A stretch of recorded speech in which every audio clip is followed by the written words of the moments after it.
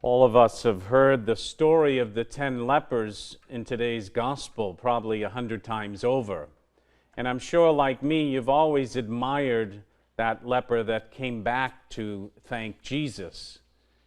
And we'll get back to him in a moment. But I often wonder about those other 9 guys. Why were they so ungrateful? And were they that ungrateful? And maybe we need not judge the 9 lepers too harshly today, because we could probably put ourselves in their shoes. Why didn't they come back to thank their giver, their healer, their God? Maybe because they were excited and overwhelmed at being healed after all those years. Maybe they were a bit confused. They had nowhere to go. They were afraid, possibly. Maybe just at a loss of being able to thank anyone. They had other priorities, possibly, like children and families that they hadn't seen in years. They were skeptical, maybe, of Jesus. Who was this guy? And maybe they just felt unworthy of being healed. Each of these lepers, those 9 lepers, thought they had a good reason for not giving thanks. Some even probably made good excuses why they shouldn't thank Jesus. We probably fall into that trap ourselves, don't we? Whether it is giving thanks to God, or giving thanks to a neighbor, a friend, or a coworker, or a family member, we find good reasons not to give thanks. Remember what Jesus said to the Samaritan on his return: "Go, your faith has healed you."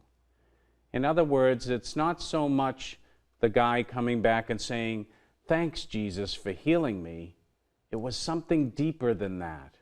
It was all about this man's faith.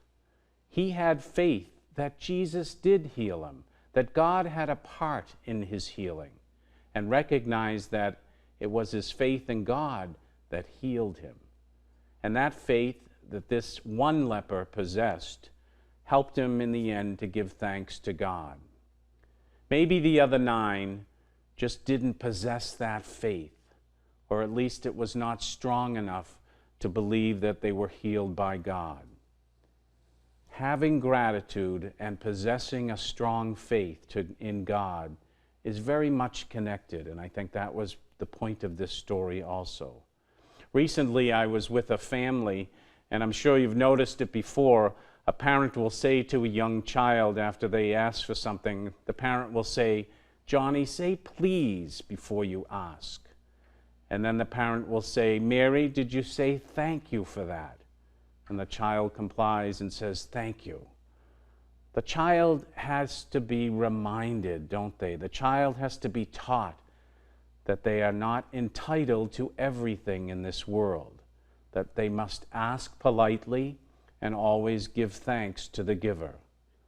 I sometimes think that we adults have to be reminded also again of this, over and over sometimes, and maybe our Lord is teaching us once again in today's gospel that we're not entitled to everything in this world, and reminding us that we should thank the giver, one another or God.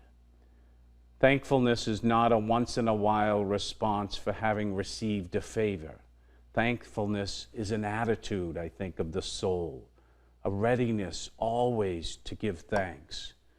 There's a corny phrase, but a meaningful phrase that I like to use often when speaking about thankfulness. It's called gratitude is an attitude, or having an attitude of gratitude. Gratitude is an attitude that springs from the heart, a heart that senses everything in life is a gift. Having an attitude of gratitude helps us to see beyond ourselves. When we come to this altar each day, when we celebrate and receive the Eucharist, the word Eucharist means to give thanks.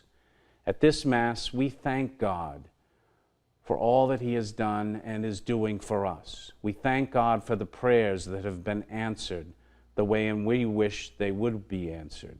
And we thank God for the prayers that have been answered in ways different than what we had in mind. Perhaps today it would be good for all of us to reflect on the great blessings that we have received in our lives and thank God for each of them with that attitude of gratitude.